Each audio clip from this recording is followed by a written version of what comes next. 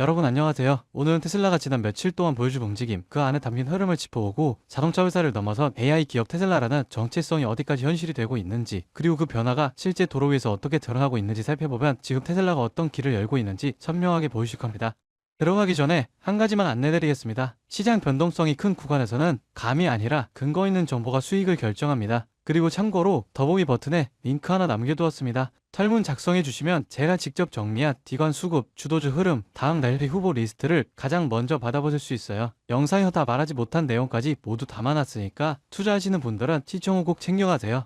최근 머스크가 밝힌 내용은 시장에 큰 충격을 줬습니다. 테슬라가 설계한 AI 칩을 이미 수백만 개 차량과 데이터 센터에 배치했다는 사실이 공개되면서 잠시지만 주가가 7% 가까이 뛰었죠. 그동안 테슬라가 자율주행을 위해 전용 칩을 만든다는 건 알려져 있었지만 그 물량이 수백만 개였다는 건 이번이 처음입니다. 특히 AI4 칩은 차량에 장착된 상태고 AI5는 테이프 아웃을 앞두고 있으며 AI6 작업까지 진행 중이라고 하죠. 머스크는 12개월마다 새로운 AI 칩을 양산 단계로 가져가겠다고 말했습니다. 말 그대로 AI 칩의 세대를 1년 주기로 밀어붙이겠다는 계획인데, 이건 전통적인 반도체 기업 역시 쉽게 내놓기 어려운 자신감인데요. AI5가 AI4보다 최소 40배 빠르다는 점, 그리고 TSMC뿐 아니라 삼성까지 생산 체인에 참여시키며 공급 안정성과 단가를 동시에 잡으려는 전략까지 확인되면서 투자자들이 바라보는 테슬라의 이미지는 조금씩 바뀌고 있습니다. 더 이상 자동차 기업이 아니라 AI 칩과 로보틱스가 결합된 플랫폼 기업이라는 그림이죠. 이런 분위기 속에서 미주어는 목표가를 485달러에서 475달러로 낮췄습니다. 효율적으로는 EV 보조금 축소 우려가 반영된 조정인데요. 특히 미국과 중국에서 전기차 지원 정책이 줄어들 가능성이 제기되면서 2026년 인도량 전망도 보수적으로 바뀌었죠. 그럼에도 흥미로운 건 미즈호가 투자 의견은 그대로 상해로 유지했다는 점입니다. 단기 변수로 목표가도 조정했지만 FSD 버전 14의 채택 속도, 로보택시 일정, 옵티머스가 이끄는 로보틱스 성장성은 오히려 2027년까지 테슬라의 체력을 더 강하게 만들 요소로 평가했습니다. 파이퍼 샌들러 역시 같은 의견을 냈죠. 프리먼트 공장 시승 후 FSD 버전 14가 평균 미국인보다 운전을 더 잘한다는 평가가 나오면서 기간 산업을 넘어선 AI 우위가 다시 강조되는 분위기입니다. 이런 흐름을 보여주듯 최근 테슬라 소프트웨어 안에서 흥미로운 설정 하나가 포착됐습니다. 샌프란시스코와 베이 에어리어, 팔로알토 일대를 비감독 자율주행 후보 구역처럼 표시해둔 흔적이 발견된 건데요. 공식 발표는 없었지만 지정된 범위를 보면 테슬라가 준비 중인 로보택시 서비스 지역과 거의 일치합니다. 이게 무엇을 의미하냐면 테슬라가 비감독 자율주행, 즉 운전자가 개입하지 않는 FSD를 캘리포니아에서 시험할 가능성이 커졌다는 이야기입니다. 아직 규제 허가는 없는 상태지만 고객용 소프트웨어에 이런 영역이 들어갔다는 건 테슬라 내부에서 이미 다음 단계 운영 방식을 테스트하고 있다는 신호로 볼 수 있죠. 암독형에서 비감독으로 넘어가는 이 전환은 로보택시 사업의 본질과 직결되기 때문에 테슬라의 기술 진척을 가늠할 수 있는 중요한 포인트입니다. 이제 시선을 한국으로 돌려보면 며칠 전 진행된 FSD 업데이트는 시장에게 강한 인상을 남겼습니다. ACW4 기반의 S와 X 차량에서 기능이 열리면서 국내에서도 본격적인 사용 사례가 등장하고 있죠. 하지만 여기에는 중요한 전제가 있습니다. 한국에서 테슬라의 FSD는 레벨 2, 즉 운전자 보조 기능으로 인증됐습니다. 설령 차가 스스로 인지하고 판단하고 움직이더라도 법적으로는 운전자 책임이 유지되는 구도죠. 이 때문에 도로 위에서는 기술이 한 발 앞서가고 법규는 한 발 뒤에 남아있는 묘한 간격이 생기고 있습니다. 기능은 더 정교해졌지만 사고가 나면 책임은 여전히 전적으로 운전자에게 돌아가는 상황이죠. 그럼에도 한국에서 공개된 실제 주행 영상은 사람들의 기대를 훨씬 뛰어넘는 모습이었습니다. 출발부터 목적지까지 30분 이상 혼자 달리는 영상, 신호, 차선 변경, 교차로 대응이 자연스럽게 이루어지는 장면들이 확산되면서 이건 혁명이라는 반응이 이어졌어요. 모델 Y 스탠다드도 시속 50km 안팎에서 안정적인 모습을 보였고 바우 차량을 스스로 확인하며 도심 외곽 구간에서는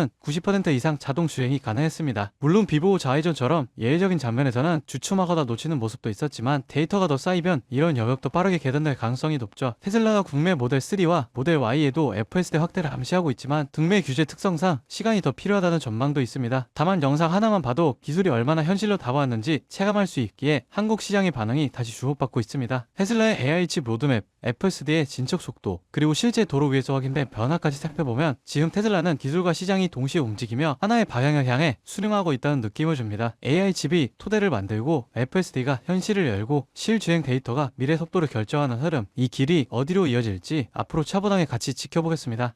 여러분 지금 시장을 보면요, 이상한 장면 하나가 반복됩니다. 뉴스는 불안만 얘기하고 커뮤니티에 현금을 주고 버티라 말하는데 정작 돈을 버는 쪽은 조용히 움직이고 있습니다. 지금 시장 어려운 게 맞습니다. 하지만 어렵다는 이유로 멈춘 순간 그 자리를 기관과 상위 1%가 채워버려요. 시장에서는 이런 말을 합니다. 돈은 시끄러운 곳이 아니라 조용한 곳에서 벌린다. 사람들은 여전히 대장주만 보지만 실제로 크게 터지는 종목들은 항상 옆에서 기술을 공급하고 데이터를 만들고 전력을 흘리는 기업들입니다. 지금도 똑같아요. 테슬라가 로보틱스, 자율주행으로 새로운 방향을 여는 동안 그 생태계를 움직이는 2차, 3차 수혜주들은 이미 바닥을 찍고 고개를 들고 있습니다. 여러분, 지금 시장은 지켜보는 사람이 아니라 움직이는 사람이 위에 올라가는 구간이에요. 이번 사이클을 놓치지 않을 분들만 끝까지 보셨으면 합니다. 여러분, 진짜 중요한 건 테슬라를 움직이는 기업들이 어디로 움직이느냐입니다. 최근 시장에서 가장 조용히 그러나 가장 강하게 들리는 신호가 있어요. 국내 수혜주들이 슬슬 깨어나고 있다는 겁니다. 예를 들어 포스코 퓨처 M, 테슬라 응급제 공급 확대 이후 3개월 동안 기간 순매수가 1조 원 넘게 들어왔습니다. 에코프로 BM은 전기차 침체 예의가 나오는 와중에도 테슬라, BYD, CATL의 생산량 증가 전망에 맞춰 실적 컨센서스가 다시 올라오고 있어요. LG 에너지솔루션, 테슬라 상하이 배터리 공급 확대 소식 이후 외국인 매수세가 다시 유입되기 시작했습니다. 이런 흐름은 보통 다음 사이클의 전조가 되죠.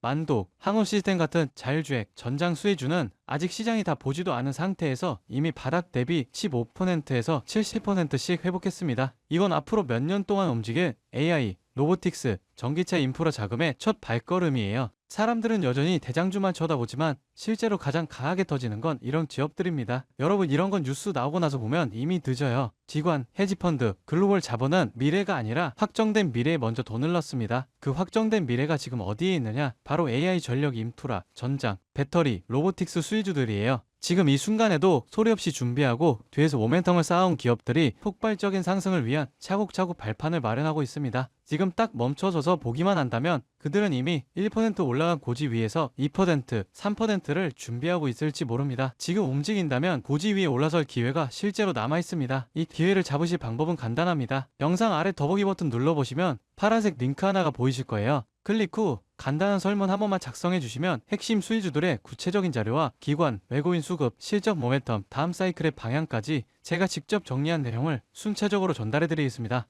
물론 금전 여부나 특정 종목에 강해왔던 건 절대 없습니다. 선택은 언제나 시청자분들의 몫이고 저는 시장을 읽을 수 있는 도구만 전달해 드릴 뿐이에요. 지금 시장은 기다린다고 기회가 오는 구간이 아닙니다. 준비된 사람만이 움직임을 읽고 다음 상승의 첫 파동을 잡아갈 수 있습니다. 제가 드리는 정보들은 그냥 가볍게 참고만 하셔도 되고 앞으로 시장이 어디로 흐르는지 체감하시는 데에도 충분히 도움이 되실 겁니다. 여러분이 시장에서 흔들리지 않고 꾸준히 이익을 쌓아가실 수 있길 진심으로 바랍니다. 오늘 영상은 여기까지고요. 구독과 좋아요는 큰 힘이 됩니다. 다음 영상에서 더 중요한 흐름으로 찾아뵙겠습니다.